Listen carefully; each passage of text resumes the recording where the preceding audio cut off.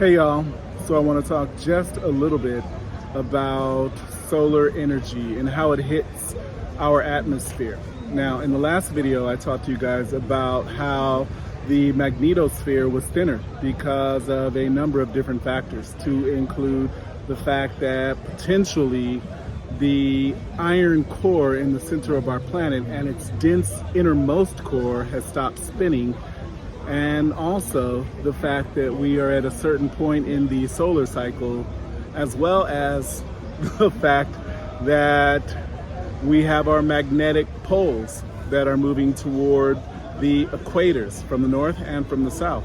All of these three factors could be contributing to the fact that our magnetosphere is thinner, allowing more cosmic energy to enter.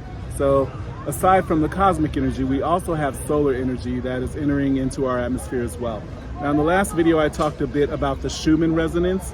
The Schumann resonance is the electromagnetic sheath within the atmospheric region that is lowest to the ground. It's called the troposphere. The troposphere is where the atmosphere is. It's where all the weather occurs.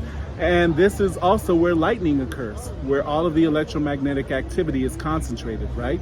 And all that electromagnetic activity, to include the electromagnetic activity that we create as humans, it all contributes to an energetic field that we are immersed within. All humans are, as well as all animals, all insects, all plants, all living things are affected by the Schumann resonance.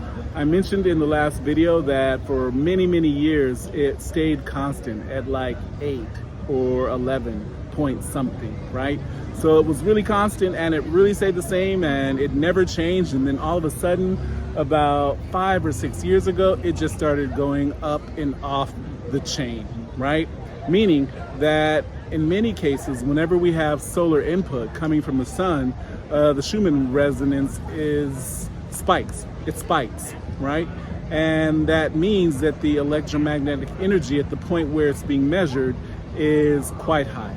Now, I mentioned also that we are electromagnetic creatures, and as electromagnetic creatures, whenever the electromagnetism in the atmosphere increases, that means it affects us. Now, how does electromagnetic energy affect humans? It affects us by increasing the energetic resonance of our bodies.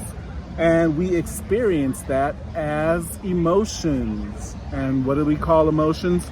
Energy in motion. That's right. All emotions are one emotion. All emotions are one emotion.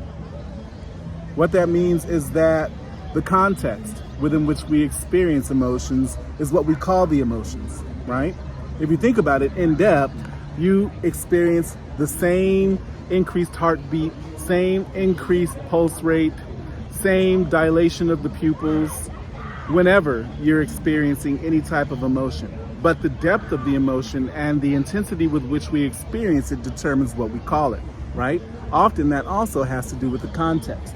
Contextually speaking, whenever something upsets us, makes us mad, we call that anger, and we feel that same rush of energy coming up from our core, right? When we're sad, we feel this thudding, dull energy that kind of sits in our heart, kind of at the bottom of our heart, right?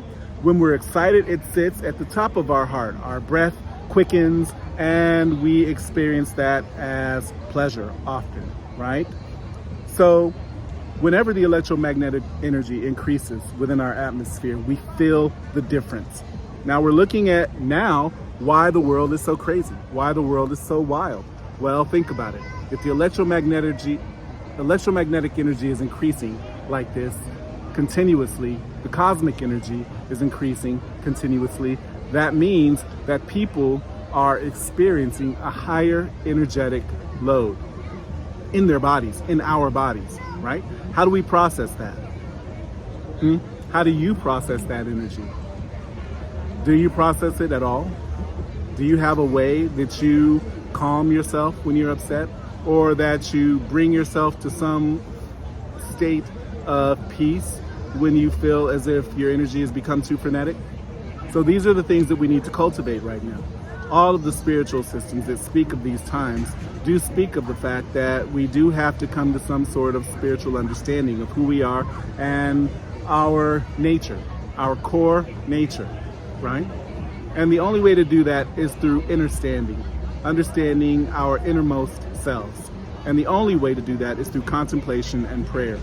Contemplation and prayer lead us to a space of understanding, but they also allow us to cultivate energetic modalities consciously through breath work, through body work, through mind work, or calming the mind, stilling the inner voice and the passions. So these are the types of things that we need to be cultivating now during these times of intense energetic input into our Earth system. All right, I think I covered everything that I wanted to cover. All right, y'all, peace.